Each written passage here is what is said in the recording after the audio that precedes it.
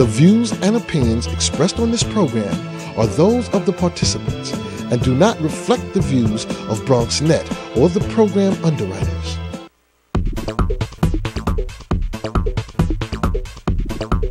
BronxNet. Your voice, your views, your vision.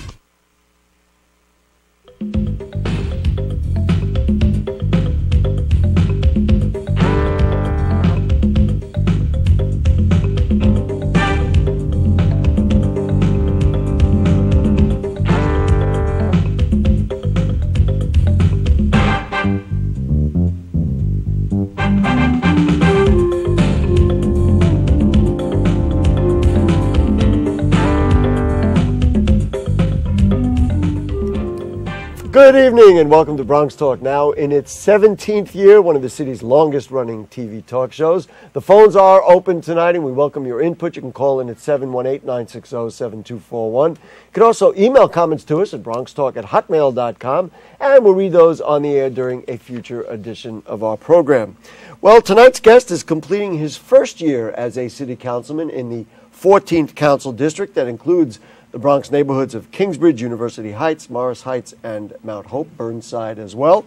We'll talk with him about his first year and the prospects for the new year, including issues like gangs, crime, housing, and much more. Happy New Year and welcome back to Bronx Talk, Councilmember Fernando Cabrera. Nice to have you with us. Glad to be here. Thank you for coming out on a cold, briskly cold, snowy night.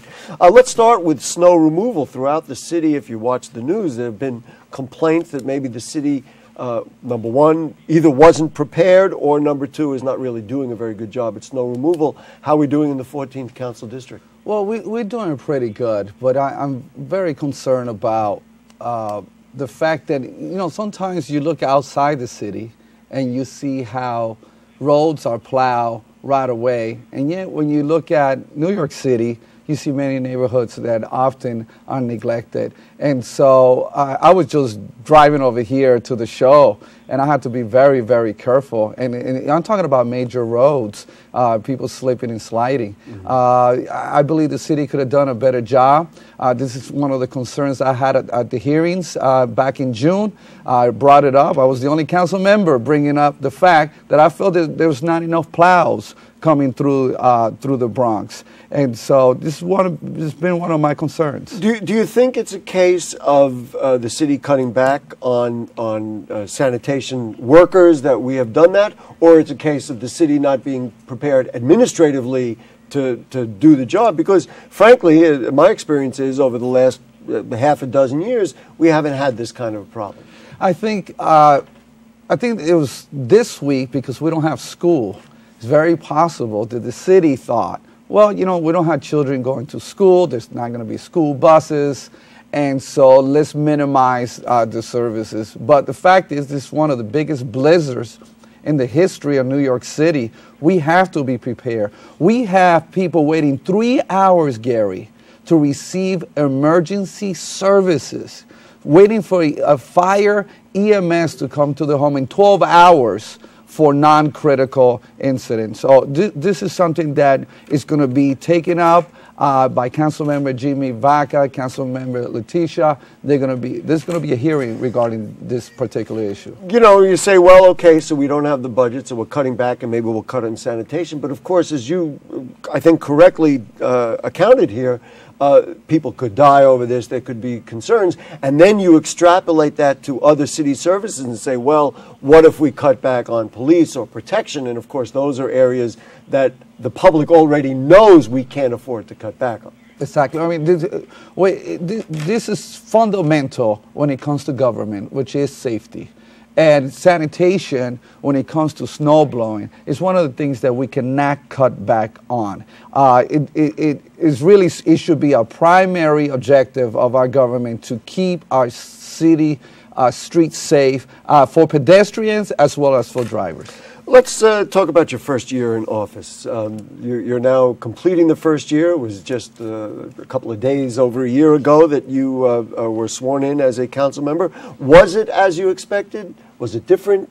If so, how different? Give us kind of your impressions on being a council member for the first time. Well, sometimes people say, be careful what you wish for.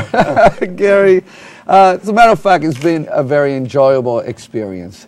I mean, there's only 51 of us, New York City council members. I have the privilege of serving the community and to have a platform to be an advocate for our community. Gary, we have seen more people this past year that were seen in the previous 8 years combined. In terms of people constituents coming to your office? Constituents coming to the office. So it's been a tremendous, I have a tremendous team. And we're doing an outreach, as a matter of fact.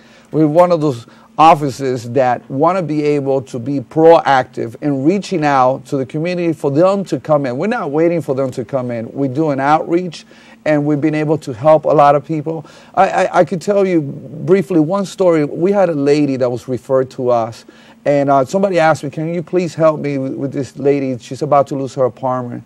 We came to find out that she was about to lose her apartment. She had 7 children and grandchildren in the home. And what a pleasure to be able to help somebody who was in a crisis point of their lives and being able to help them through that difficult time. I do want to get into the notion of constituent services and what you found. Before I do it, I just want to go back to the summary of the year. Disappointments, something you said, gee, you know what, as you say, be careful what you wish for. I kind of wished I was able to X, Y, or Z, and it didn't quite happen. Well, one of the things that we were not able to do was in terms of the university high school, that the Board of Ed decided to send them all the way across to South Bronx High School. Now, the young people here, the high schoolers, now they're going to have to take 2 trains and a bus because 75% of the young people who go to the high school, who were going to the high school locally here, were local students. And so they transferred them over there. First, I was asked to find a place. I located a place. We did everything, Gary, and at the last minute they told us, well, we didn't have the money in the first place. And so then they transferred all the students. University Heights High School, just to clear it up, we did a couple of shows on it. University Heights High School, which was located at Bronx Community College, and that is now in South Bronx High School, which of course is another part of the borough. Exactly, and it has nothing to do with South Bronx High School. It's a beautiful facility. It has to do with the fact that we have an A school. Things are working, and we're working in the school. The parents were very, very active. They were requesting for this to take place. We were able to find the right location, and yet we were turned down. Lessons learned from that particular experience? Lessons learned, I would say, Gary, that there are times that you could try everything that you say your heart to do, and yet there are powers that be that at times are going to be able to put a stumbling block. And so we have to live with that. Let's talk about, you mentioned constituents who come into your office. What do you learn from them? What do you hear from them? What are constituents saying, and what are you able to try and serve? Well, we use council stat. We are able to track and to be able to have a good demographics in terms of the needs of the community. And we found that 44% of the people that come to our office come because they have issues of housing. 44%? 44%. Right across the street of where I live, right here in Sedgwick Avenue, we had a situation with a lady who didn't have a shower and a toilet for an entire month.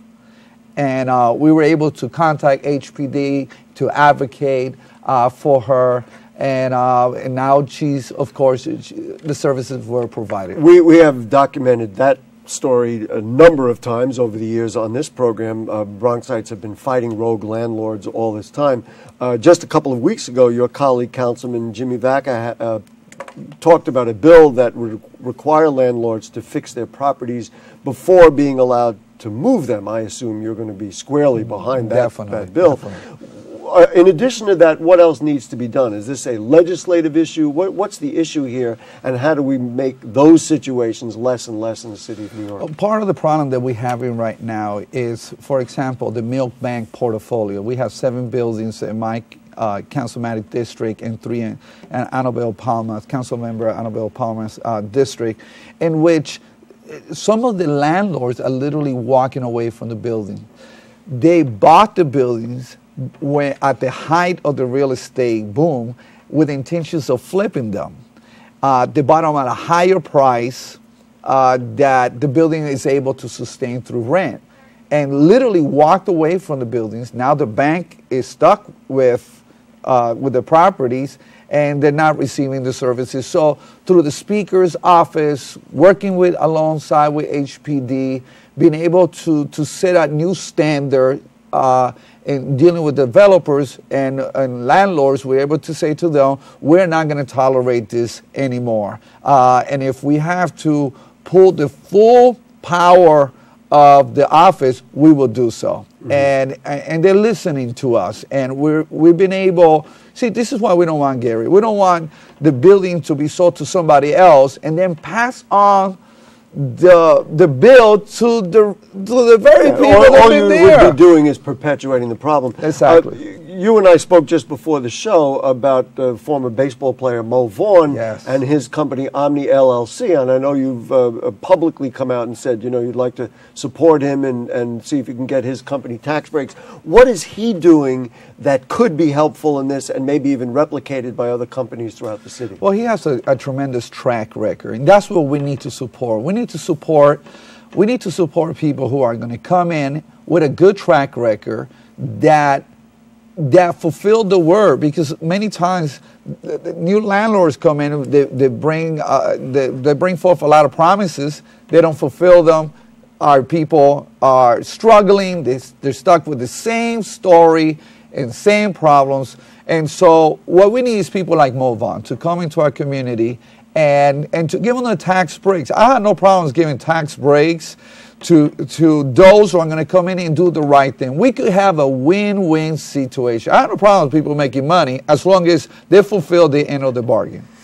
You know, you bring up the idea of tax breaks for companies, and this, of course, leads us right to discussion about the Kingsbridge Armory, which still stands dormant. The criticism is out there. It's strong. It's consistent. They say that the borough president and Bronx leaders like yourself have said no to jobs. Obviously, we need jobs.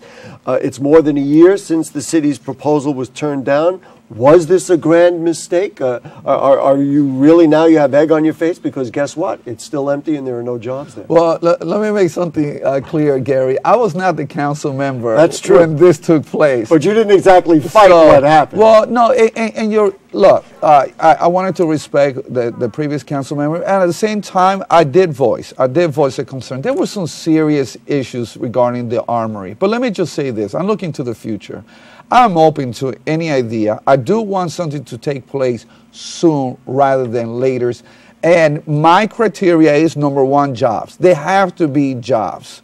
I'm not looking for something that's going to have very few jobs or is going to employ people outside of the district. It has to be something that is going to be comprehensive and is going to draw, you know, 1,000 jobs. I mean, we're talking about 390,000 square feet. Living wage law something you support? I'm in support of the living wage law, but what we have to be careful with this particular project is setting a standard that is not required in other projects. Are we saying that now we're going to require living wage in all the big projects here in the Bronx? Would you see that as something you would like to see? Well, if there's equity here throughout the city, of course. I mean, the fact is that living wages, we're talking about $10.50 an hour, Gary. We're not talking about a whole lot of money. We're barely talking about a literal living wage. Right. And so we're not talking about a whole lot of money. If you're going to receive benefits from the city, then it has to benefit the community. Having said that, I'm very open regarding the armory. And I'm not closed-minded. I'm not saying that we have to have living wages at this point of the game. The fact is, what people need to realize, we're going to be facing a $2.7 billion gap in the city budget. We're talking about, to come out of this recession, it's going to take about another 10 years to be where we used to be at 2 years from now. So we need the jobs. So let me draw a scenario. Sure. Now. In discussions I've had off camera with a number of people, quote unquote, in the know, they say by the spring, or middle or late spring, the task force, the borough president's Kingsbridge Armory task force, will have a plan. Then, of course, it would have to go through some legislative process. You could be another year away of having a process approved. Let's say that the plan includes some industry. And I'm just guessing here because I don't have any further information, just based on what we know. Industry, it could be a green industry. It might include some educational facility, some developmental facility, and it might include jobs. But you still are going to have to wait before they put the first shovel in the ground. Are you okay with that plan? I'm okay for any plan that is going to bring jobs into the district, that is going to help lift our community. If we're talking about the majority of jobs that are going to be above living wages, I'm very comfortable with that. I don't think it's a time, this is not the time to be closed-minded regarding the Armory. The fact is, it's been sitting empty for year after year after year. We need to do something. If you see that plan by May, you'll say, okay, or do you think that's too late? Well, I want to look at the plan. As a matter of fact, Gary, I'm part of that task force. So maybe we ought to ask you, what are they talking about? Right now, we're at the point that we're hearing from different groups. The other day, we had the film industry. They were very interested in coming. A couple of my concerns, I mean, they're very good. I think they will bring prestige to the area. One of my concerns were the amount of jobs that they will bring in. We're talking about only 10% of those jobs in the film industry will go to the local people, because that's a very close-knit community when you're talking about the film industry.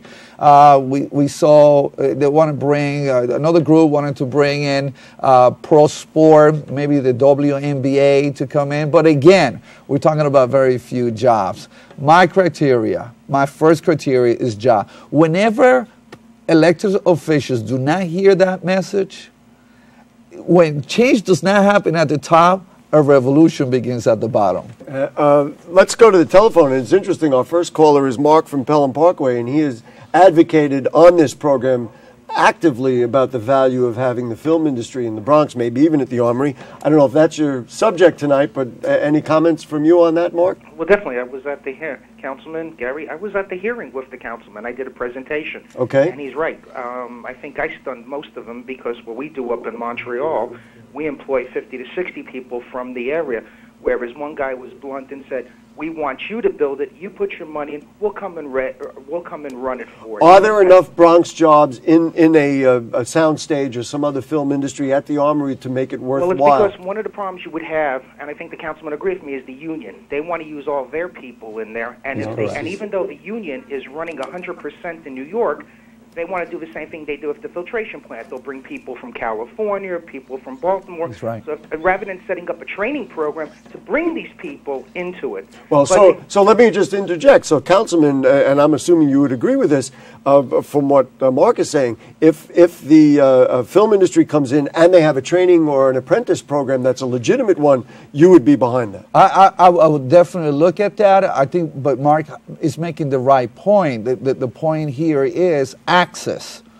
You know, you could have jobs in a building, but do we have access to those jobs? And so I really appreciate Mark's comment. Okay, Mark, you had another question. Yeah, I have a question for the councilman now that he's completed his first year, because if you look at my area here, except for Boston Road and Williamsbridge Road being cleaned, all the side streets here look like it looks great.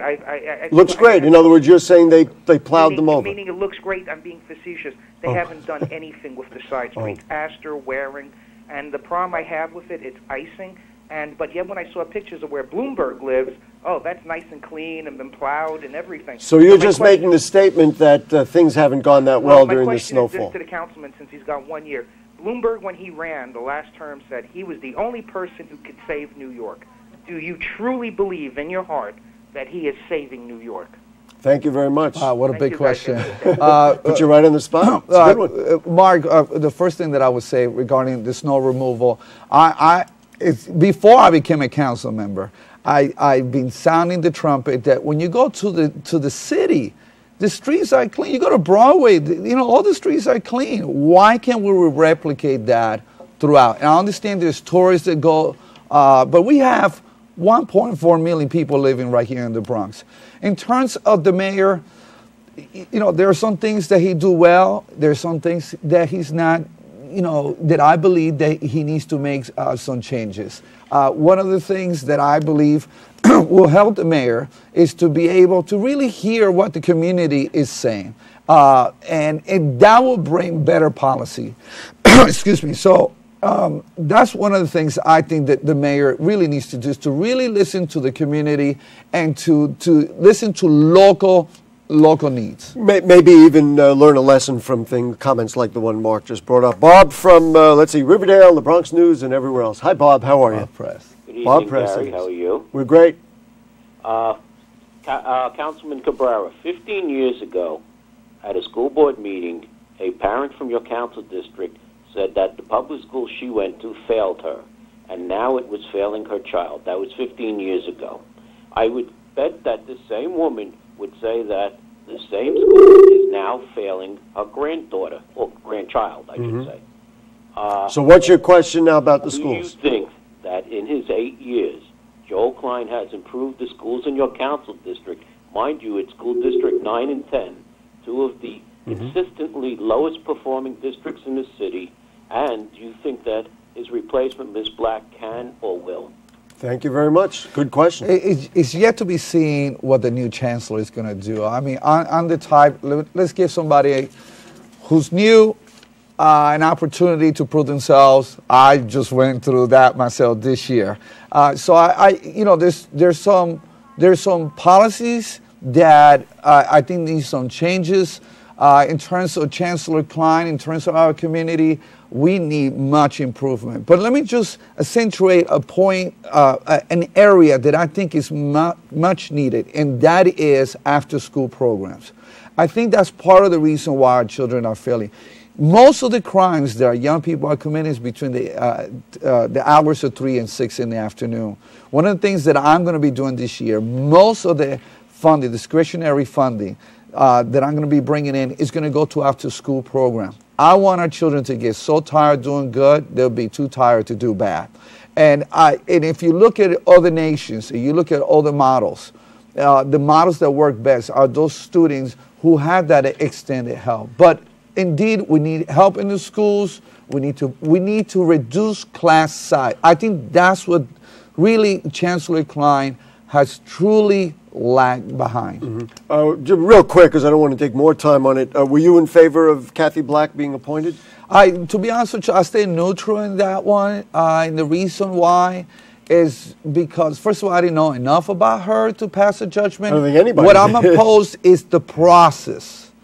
I don't like the process. I think part of the process should be for the city council, just like in Congress, to be some hearings, to really learn who is this person.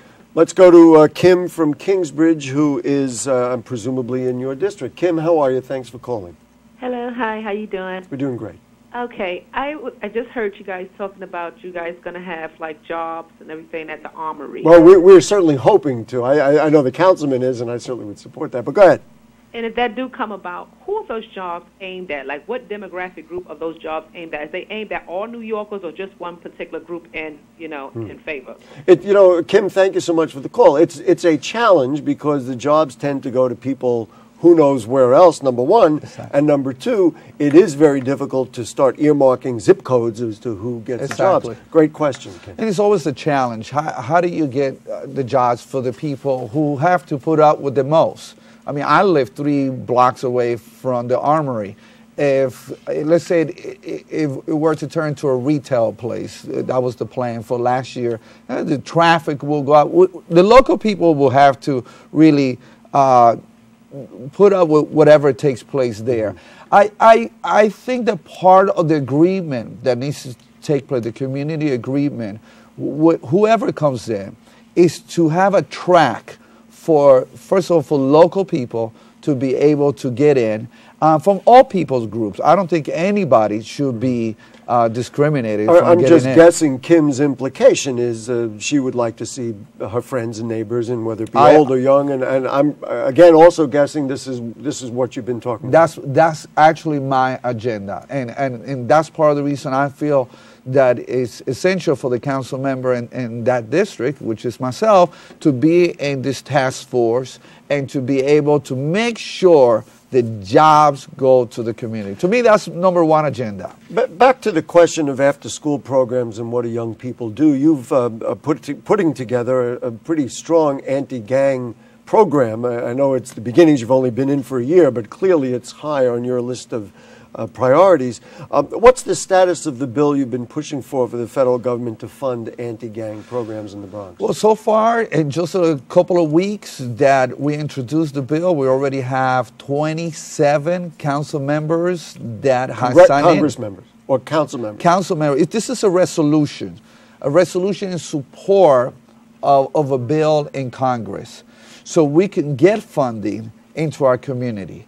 Here's the problem, Gary. If I were to ask you, tell me one comprehensive gang program in the city, you couldn't answer that. Certainly not government funded. No, we don't have one. Yeah. We don't have a government-funded program. I think the city council gets $50,000 towards it, and the mayor's office, basically their message is, we're already helping young people. But for those of us who understand gangs, for those of us who are being affected by gangs, we understand that it has to be something that is laser focused in terms of the kind of work that needs to be done. That requires funding.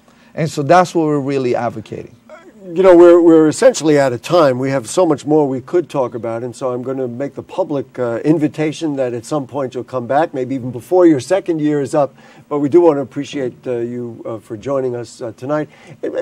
15 seconds, plans, biggest plan for the new year, or have we already established what Actually, those my are? biggest plan is to start these after-school programs in every middle school in the district. Imagine that. Well, we can only imagine, and thank you so much, Councilmember Fernando Cabrera. We're going to put your contact info. I know constituent outreach is very important to you. And again, we really hope you'll join us again and talk more about your district in the city of New York. It will be my pleasure. Folks, if you have further comments or questions on anything you heard on tonight's show or anything going on in the Bronx, then email them to us at BronxTalk@hotmail.com, and we'll read those on the air during a future edition of our program. Archives of Bronx Talk are available at BronxNet.org. You click Bronx Talk, which is right there on the lower right-hand navigation bar of the BronxNet website. And guess what? We'll see you next year. Happy New Year to you too, Council Member. And thanks to producer Jane Folloro, director Michael Arias, the cast of thousands who came out on a cold night to make sure we delivered this program to you. And we'll see you.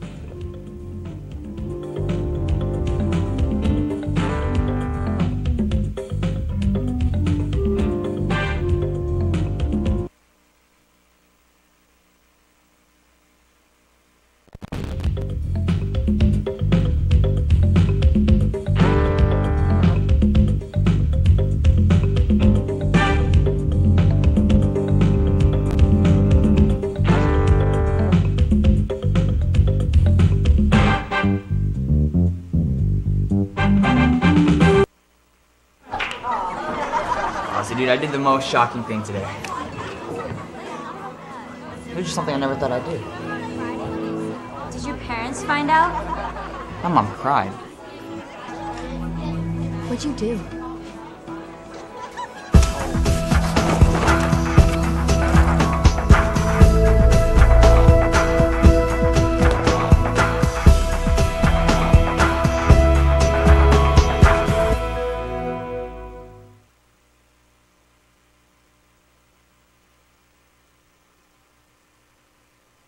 According to estimates, over 1 billion people live in appalling levels of poverty. Denied even basic standards of food, water. Nearly half of the world's population earns less than